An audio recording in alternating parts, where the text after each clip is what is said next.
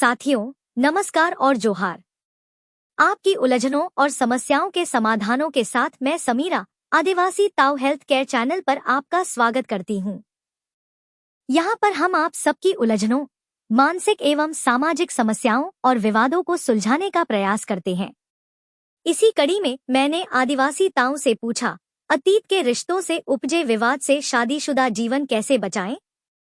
इसके बारे में आदिवासी ताऊ का कहना है कि हर किसी का अतीत होता है। कुछ बातें व्यक्ति भूल जाना चाहता है और कुछ को वक्त के साथ पीछे छोड़ देता है। लेकिन अगर पत्नी को शादी के बाद यह पता चले कि पति के पहले किसी से शारीरिक संबंध थे, तो उसे दुख या गुस्सा आना स्वाभाविक है। पर अब सवाल यह है कि क्या बीते हुए रिश्ते को लेकर आज का रिश्ता तोड़ देना समझदारी होगी? ताऊ कहते हैं कि अतीत कोई फसल नहीं जो आज काटनी हो। अतीत एक अनुभव होता है, और यदि वह अनुभव आज के रिश्ते को नहीं बिगाड़ रहा, तो उस पर वर्तमान को क्यों कुर्बान करना? ऐसी स्थिति में पत्नी को अपनी भावनाएं खुलकर प्रकट करनी चाहिए, लेकिन शांत और समझदारी से। पति को भी ईमानदारी से सफाई देने की जगह साफ शब्दों में कहना चाहिए कि अब उसकी प्राथमिकता सिर्फ पत्नी है और वह बीती बात अब सिर्फ एक कहानी है जिसका कोई पात्र अब जिंदा नहीं है। विज्ञान भी कहता है कि दाम्पत्य संबंधों में संवाद, विश्वास और पारदर्शिता से ज्यादा जरूरी कुछ नहीं होता। 2022 में भारतीय पारिवारिक संबंधों पर बेंगलुरु स्थित निम्हांस संस्थान ने एक अध्ययन किया था। उसमें यह सामने आया कि जिन विवाहों में पति पत्नी के बीच विवाद का विषय अतीत रहा, वहां 78% मामलों में रिश्ते संवाद की कमी से बिगड़े।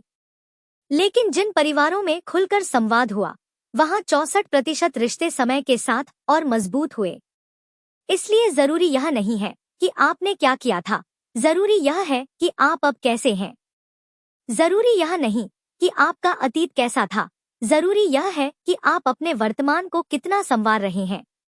एक बात और, अगर पत्नी को यह समझाया जाए कि जिस तरह वह खुद चाहती है कि उसका पति उसकी भावनाओं का सम्मान करे, उसी तरह वह भी अपने पति को पुराने पापी की तरह न देखे, बल्कि एक जिम्मेदार और ईमानदार साथी के रूप में देखे जो उसने स्वयं चुना है। ताऊ कहते हैं कि संबंधों को निभाने के लिए परिपक्वता, धैर्य और क्षमा, इन तीनों गुणों की सबसे ज्यादा जरूरत होती है। क्योंकि रिश्ते पर चोट हमेशा बाहरी नहीं होती, कई बार वह हमारी अपनी सोच से भी लगती है। ऐसे में समय के साथ चलें, संवाद बनाए रखें और पुराने पन्नों को पढ़ने से ज्यादा नए पन्नों को साथ मिलकर लिखने पर ध्यान दें। ताऊ ने यह भी बताया कि कुछ वैवाहिक विवादों में आपसी तनाव के कारण पुरुष इरेक्टाइल डिस्फंक्शन के शिकार हो जाते हैं, जिसका खामियाजा दोनों को भुगतना पड़ता है। इसलिए विवाद नहीं, नम्रता और संजीदगी से आपसी संवाद या किसी काउंसलर के जरिए समाधान निकालें।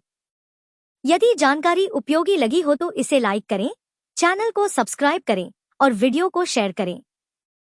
आपकी भी कोई समस्या हो तो ताऊ को लिखें और पुरानी, जटिल और लाइलाज समझी जाने वाली बीमारियों के ऑनलाइन प्राकृतिक समाधान हेतु और घर बैठे ऑर्गेनिक देशी जड़ी बूटियों तथा जर्मन होम्योपैथिक मेडिसिन की हेल्थ केयर किट मंगवाने के लिए स्क्रीन पर दिए गए व्हाट्सएप नंबर पर अभी संपर्क करें।